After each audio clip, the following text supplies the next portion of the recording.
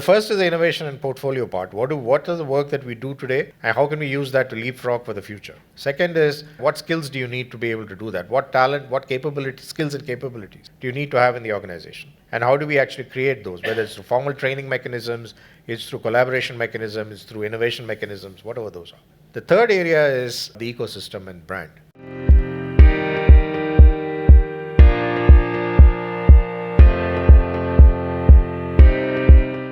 Uncertainty sharpens strategic clarity. When the fog sets in, true leaders find new compass. Future CXO aspirants. Up next is the fireside chat with guest speaker Ramkumar Narayan. Ramkumar Narayan sir is a visionary leader in digital product innovation with expertise spanning consumer and enterprise markets.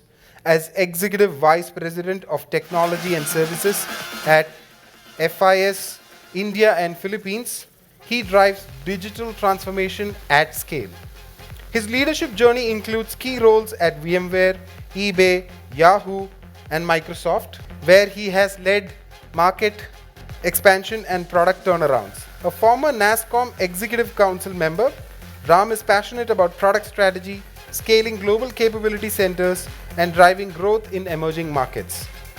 Please put your hands together for Global CXO Accelerator Summit and welcome Mr. Ramkumar Narayan on stage. Mudit sir, you too, please.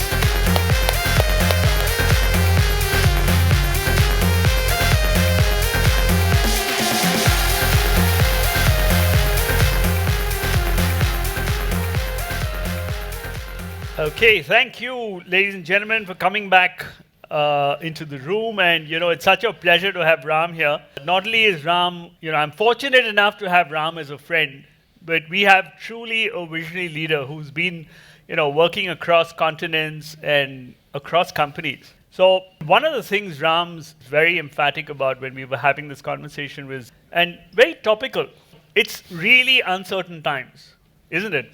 I mean, you have companies who are doing well, and yet they have great results and they lay off people, right? So what is really, behind these uncertain times? And Ram, I just want you to, share with people your perspective.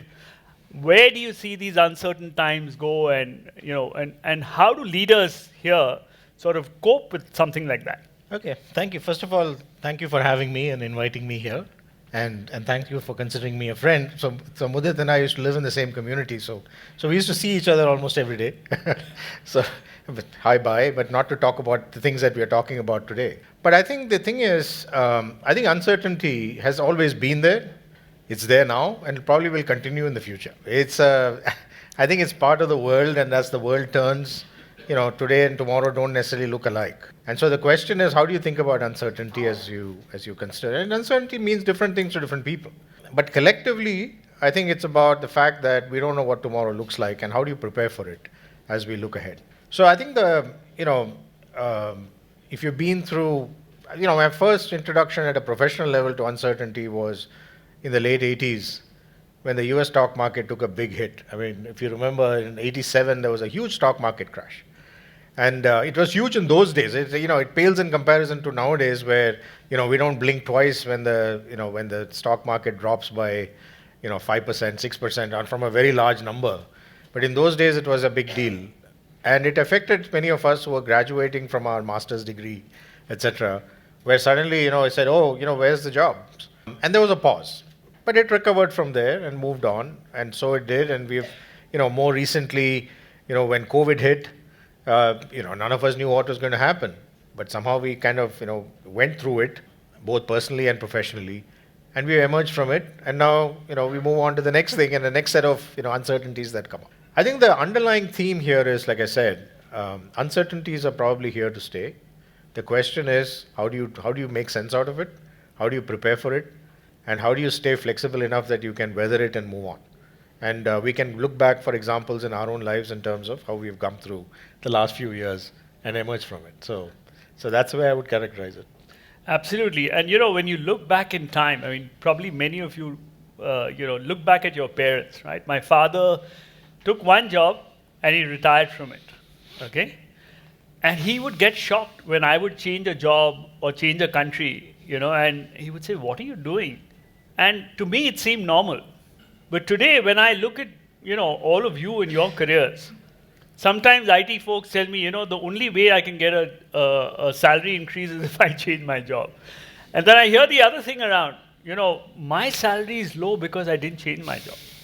Okay, so there's really no loyalty left anymore.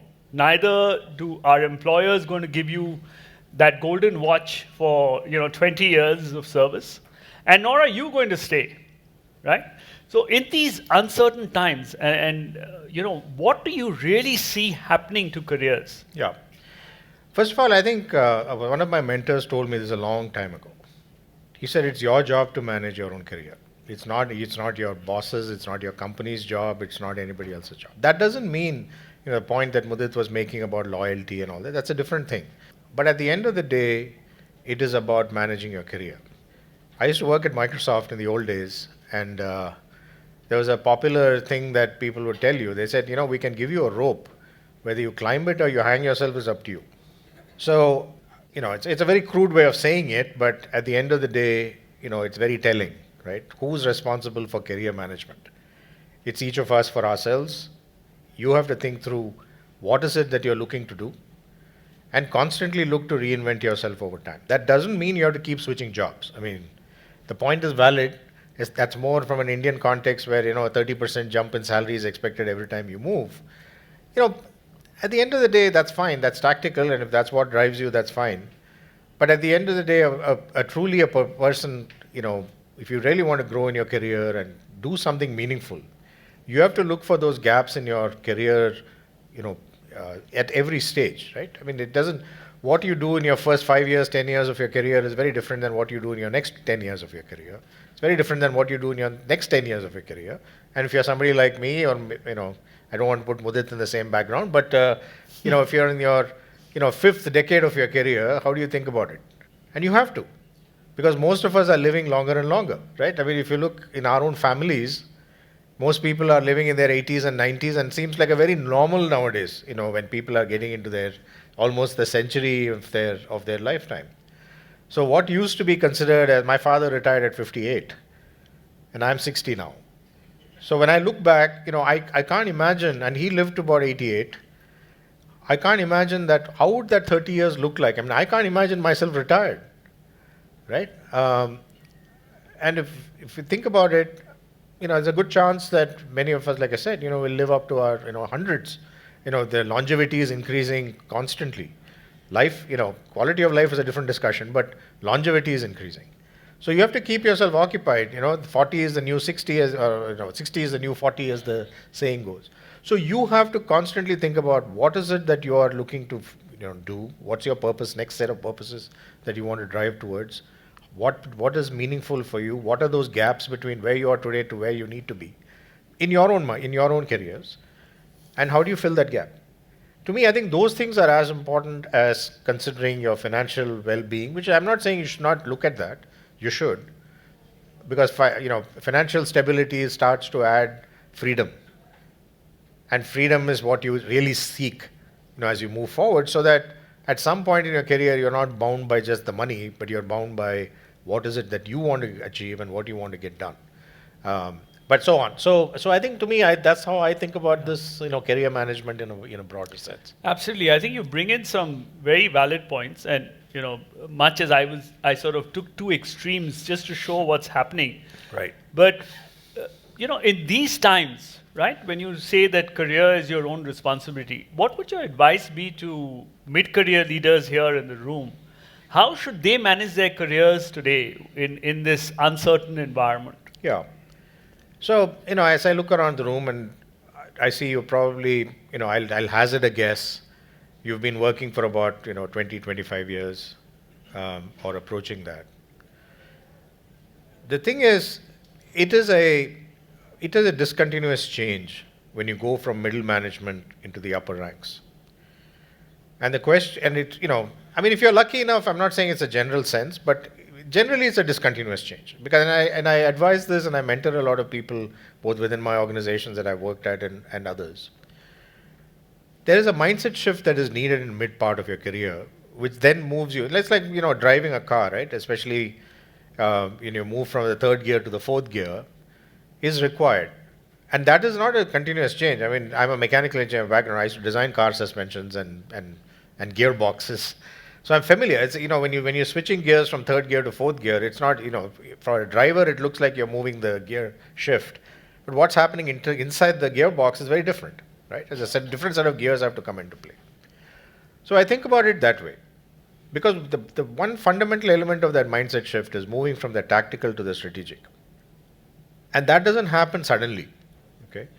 You have to start making sense of what you're looking at. See, when people tell me that they're very focused on execution and they're very focused on delivery and all that kind of stuff, all that is fine, up to a point in your career.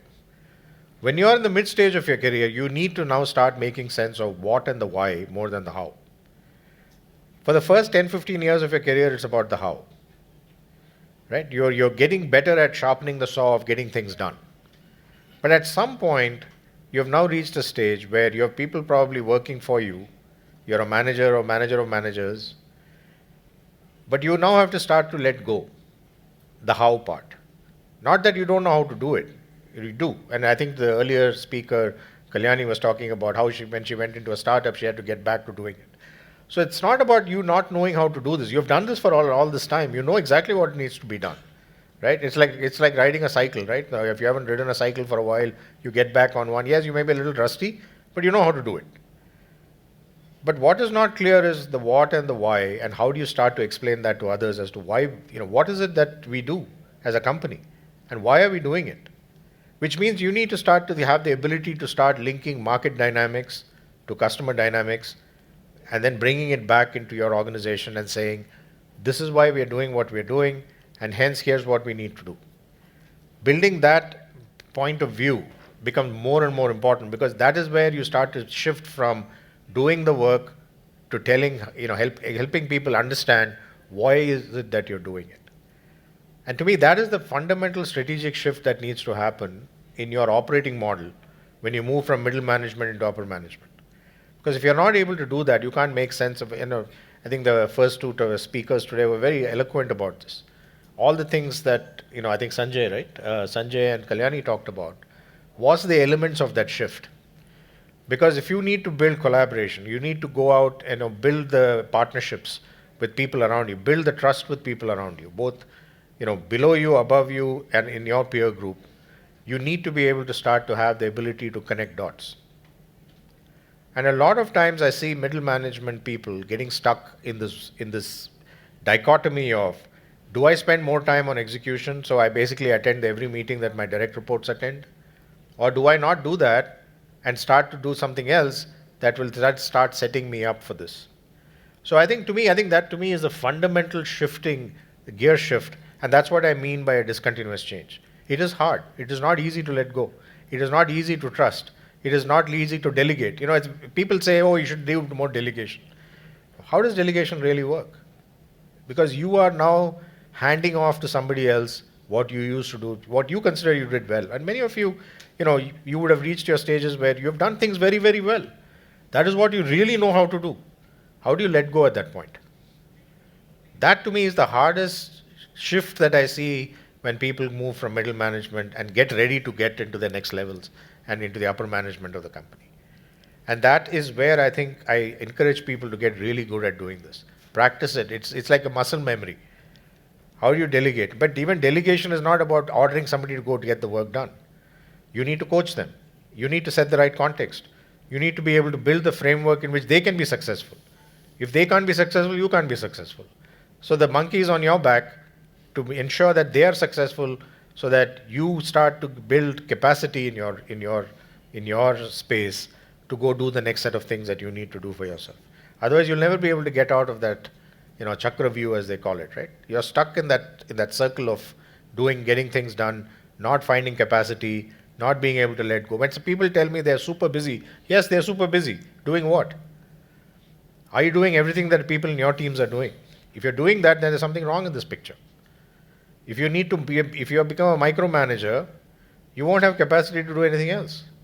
You have to trust but verify and let people go do what they need to do. That's how you build the next level of people below you to climb up. right? So that you are able to then create the capacity for yourself, go to the next level yourself, right? And then this repeats itself.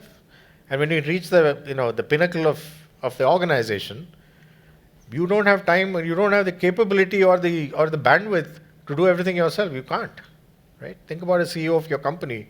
That person doesn't have the time to do everything. They have to be able to create the right team around them, make them successful so that they can make the next level successful and be able to run this as an organization. So anyway, so that's the way I think about this. Are you a mid-career leader who wants to earn 1 crore or who wants to become a CTO, a CIO, a CDO, a CISO, a CFO, a CRO, or any other C-suite or CXO role?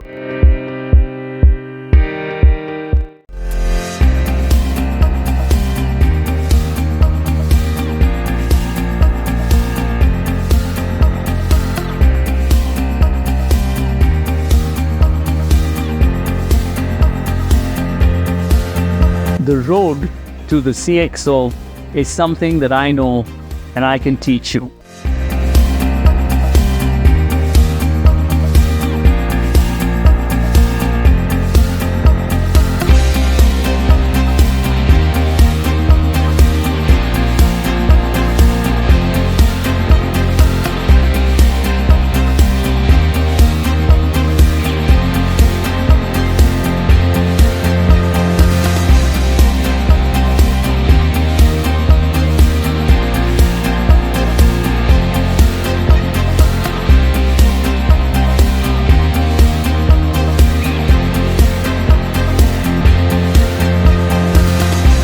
So don't delay, click on the link below.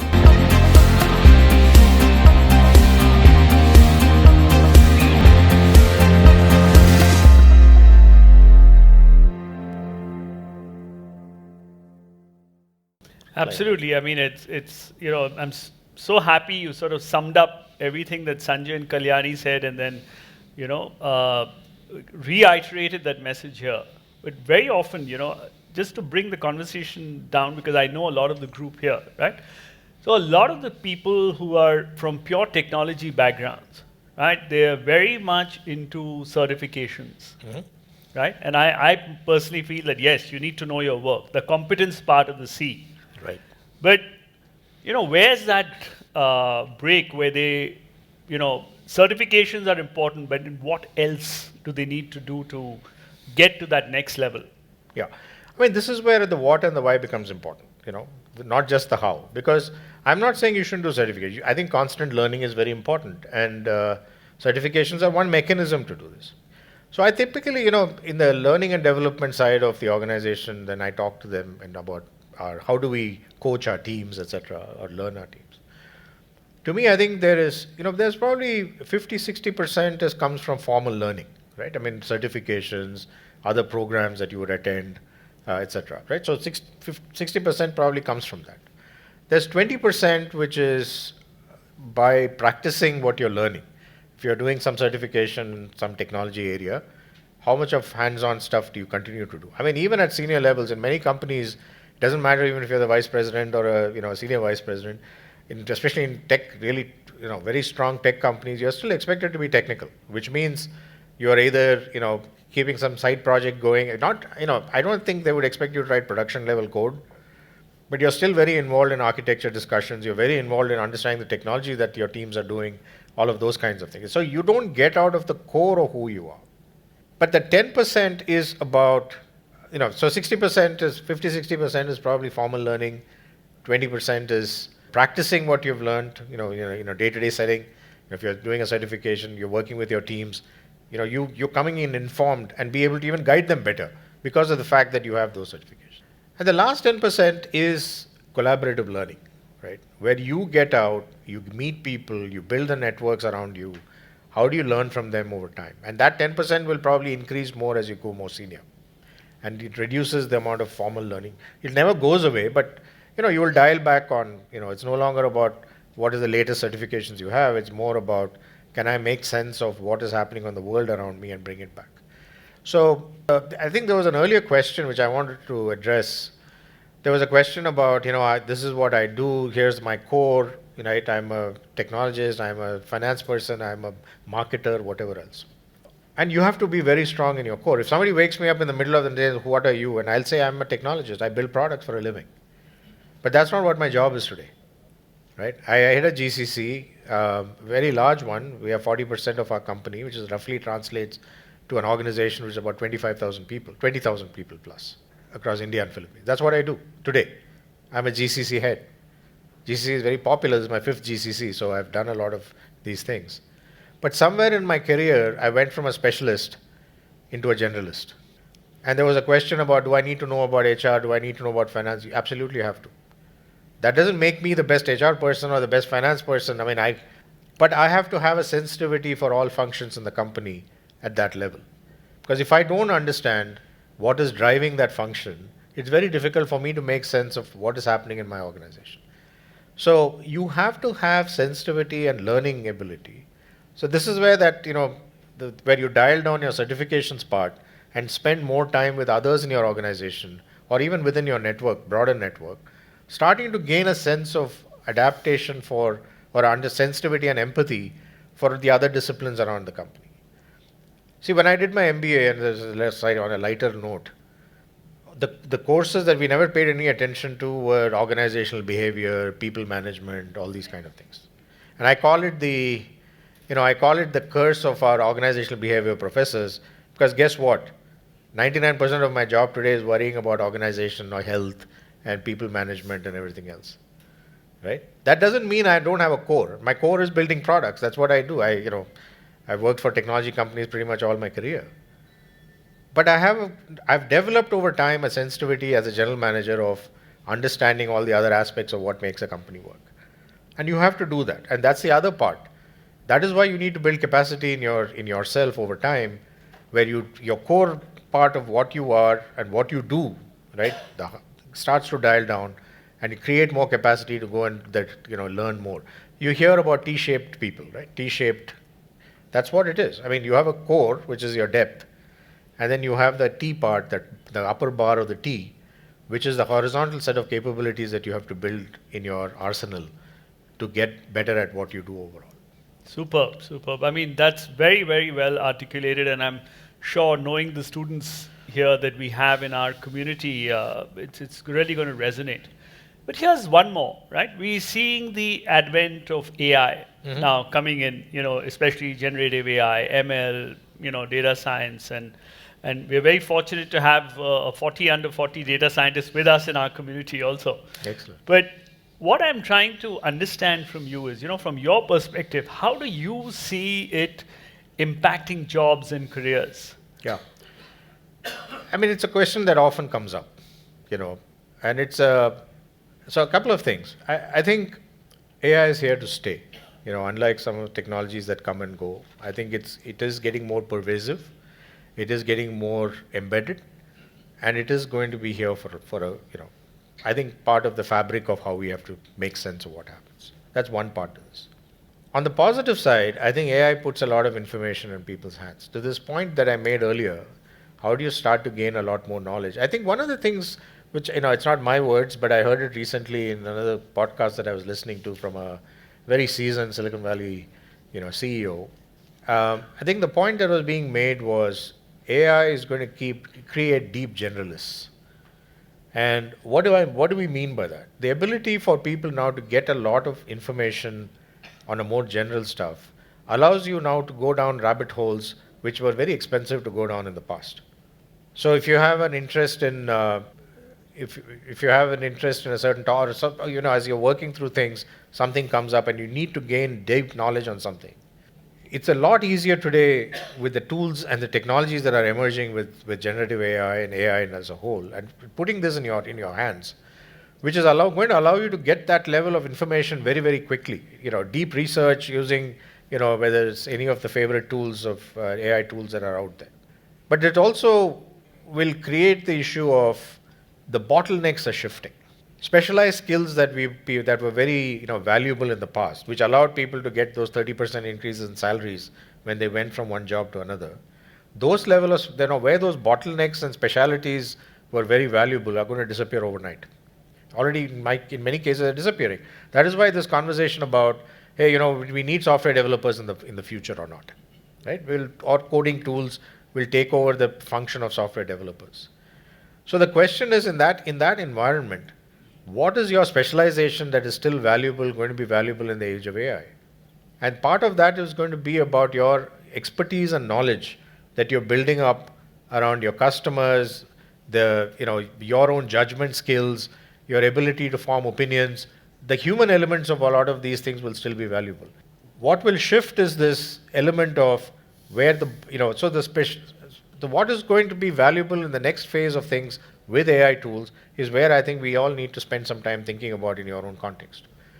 What is it that you're gaining that was going to help you do this?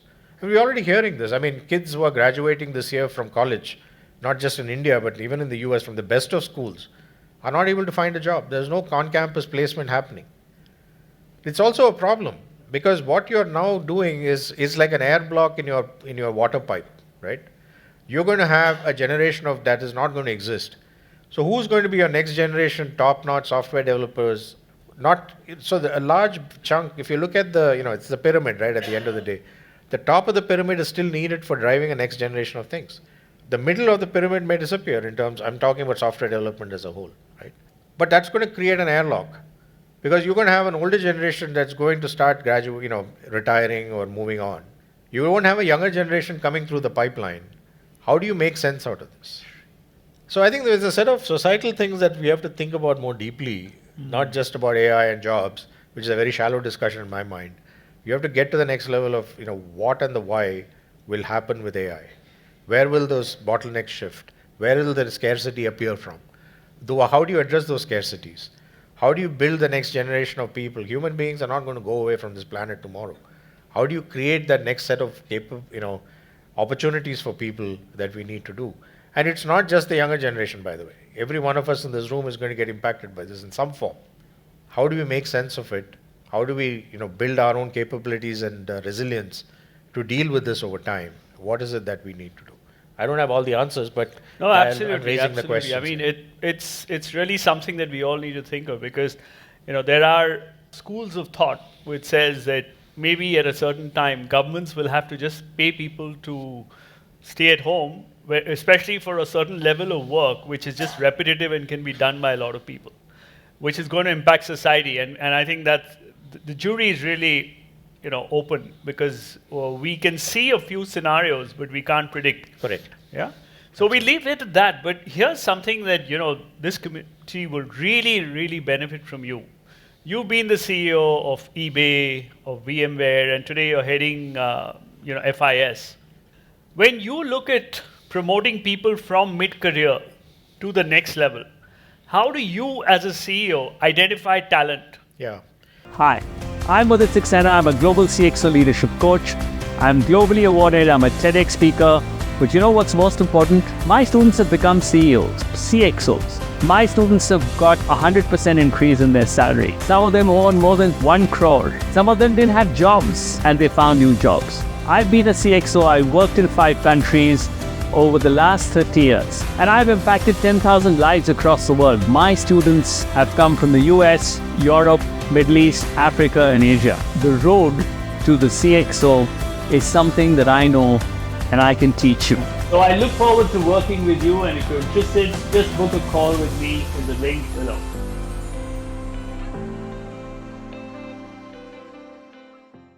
So the framework I use is, I've used this now for by the way, I wasn't the CEO, but I was the GCC head.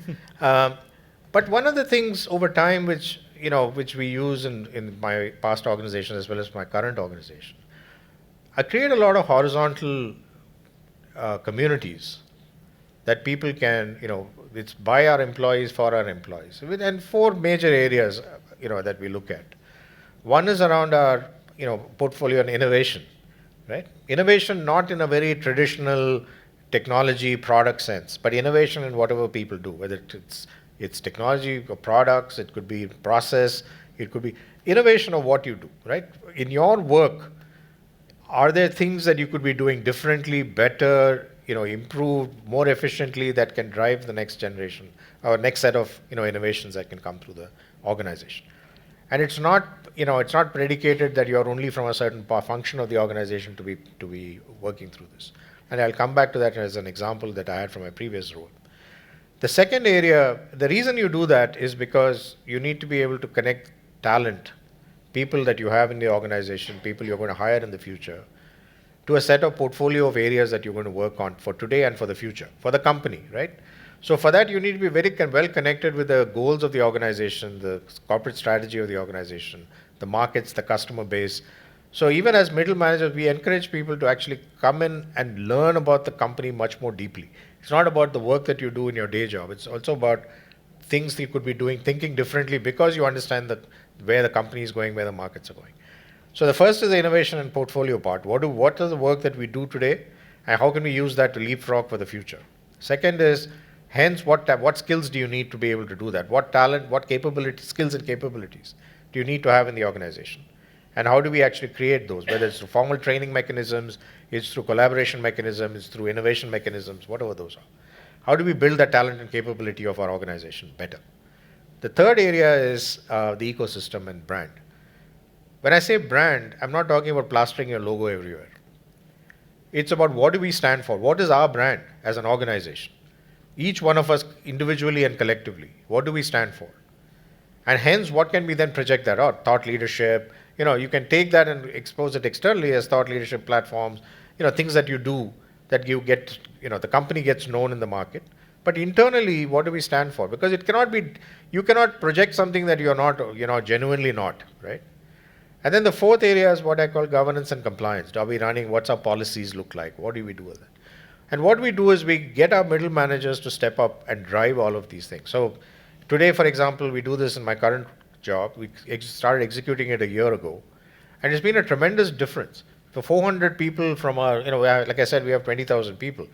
So 400 people have self-selected. So there's no compulsion. We open this up to the organization and say, whoever is interested, please join. So we get people from various parts of the organization. Now, there is a selfish motivation on my end to do this. Of course, we get work done. We get people to think differently. We get people's ideas on the table. It's a very inclusive process. But more importantly, people start to show up. See, it's very difficult in a large organization to know who your top performers are. I could go to my next level and say, tell me all about your hypos, right? High potential people in the organization. They'll give me a list. But that is not the best way to discover people. The best way to discover people is by connecting them to opportunities that they can step up and showcase what they're capable of doing. So we've had people who show up from the finance organization, but are fantastic on innovation. Actually, the innovation track today in my organization is led by our local CFO. Why? Because he's got a passion for it. And he's done a phenomenal job. And of course, more importantly, he's able to carve out the budgets that we need as well. But that's a different discussion. But the point here is, you asked about, a large organization, who do you promote? To me, I think we need to promote the people who show the inclination to have leadership skills. And how do they show their leadership skills?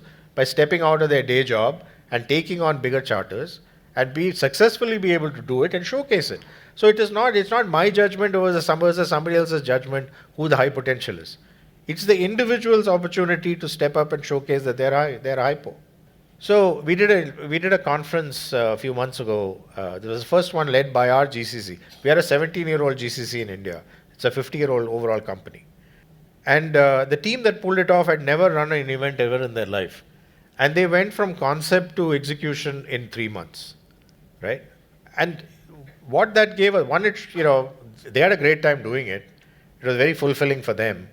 But more importantly, it built confidence in them that they could take on something that was completely unconnected with what they would consider their depth is from their skill set, and took on something completely different than they had never done before, and pulled it off. So to me, I think that's how I discover leadership in the organization. People who go beyond their day job to get things done. One last thing, that I talked about that innovation agenda. In my previous job, we were building out 5 new offices in India, including a very large one here, one very large one here in Bangalore. The real estate team came up and said, listen, as part of our innovation agenda, we would like to build a completely IoT-enabled offices so that we are able to monitor everything from a real estate network operating center sitting in one of the buildings in Bangalore. And we can manage all offices across India. So we said, go ahead, do it. We gave them the support, but it was run completely by our real estate folks. They built this out, and it became a showcase that we were able to then take it to our customer conference and showcase how they are able to, how to drive innovation. But that is the power of opening up opportunities for people within the organization without bias of where they are from, which role they are in, what function they belong to, and say, look, it's an even playing field. Come and participate in these, broad horizontal agendas, and then suddenly you have a plethora of leaders popping up within the organization. Then it becomes, very easy to say, hey, you know what? Let's take this person, put them in this role because it's, they've shown the fact that they're capable of doing it. Amazing. I mean, I just wish more organizations were blessed with leaders like this, who give people the opportunity. Really, it's amazing. I don't think everybody here is fortunate enough to have seen this kind of leadership where it's so open, so transparent, and you give people the chance to rise up. So thank you once again. And as we come to the close of our discussion, just something to reflect back, right? If you were to tell your younger self a little bit, what could you have done differently which would equip you to deal with the future today, the uncertainty? What would that be?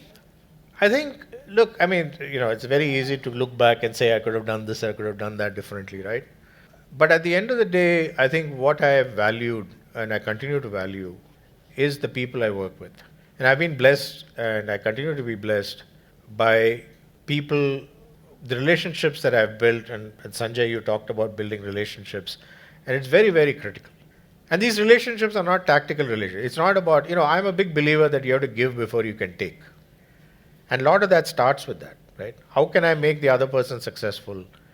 And then, and be able to do that. So I think if I look back, I should have learned to build my network better, faster, lose my inhibitions of reaching out to people, not because I want something from them, but just to get to know people, right? Because what I have learned, and I started learning this later, is the more conversations you have with people who don't look like you, who don't think like you, who don't behave like you, who have experiences very different than you, the faster you learn about how you can get better at what you do. And I think that's one area which I think if I look back, I should have done more of. Amazing, amazing. I think, such a relevant point. See, we suddenly look at our network when you don't have a job, right? And then you wonder why. But that's not the time, right? You've got to first give, right? It's like a bank account. You have to first put money in before there's something you can withdraw. So, instead of being a hit and run kind of networker, I think what Ram is telling us is to build those genuine relationships, have those conversations right along your career, and help people, because when you do something for people, they are naturally indebted to do something for you. Okay? So do that. I mean, this is a fantastic point. Just to add to that, right? I mean, don't expect anything back. I mean, in my past, that bank account thing is very, very apt analogy, because where that money comes from and where you spend it are probably completely different places, right? So a lot of times in my experience, at least in my personal experience, has been those I have helped have not been the ones who have helped me. But people have come out, unanticipated, who have come forward and said, hey, I heard you needed something, or no, I'm happy to help you. And they just, it's not the same people. And that's another thing that I learned over time is don't do something expecting that person to do something in reciprocal. Sometimes they're not able to, right? This point about, I've been in situations where, my old job ends and in the new job, I don't know what I'm going to do next. But most of that time, there have been people who have completely, I didn't even know, who have actually come forward and helped me through that journey. And to me, I think, we as Indians believe in karma. I think karma is a bank account. You pay into it and you withdraw from it, completely unexpected times, right? And it can be time shifted. But I've always found personally, and I think that's one area which I've learned over time. Don't expect the people you're helping to be able to help you back. They might, but don't expect it. Right? Superb. I think that's like really words of wisdom. We really need to acknowledge that, Ram, and unfortunately, all good things need to come to an end. What a blessed insight. When you put more into the universe, you're probably going to get more, right? Pay it forward. Don't network because you want to get something, but you want to give something. Amazing, sir. Now it's a time to felicitate dear Yes. Ram, sir. Please. Yes. Yes.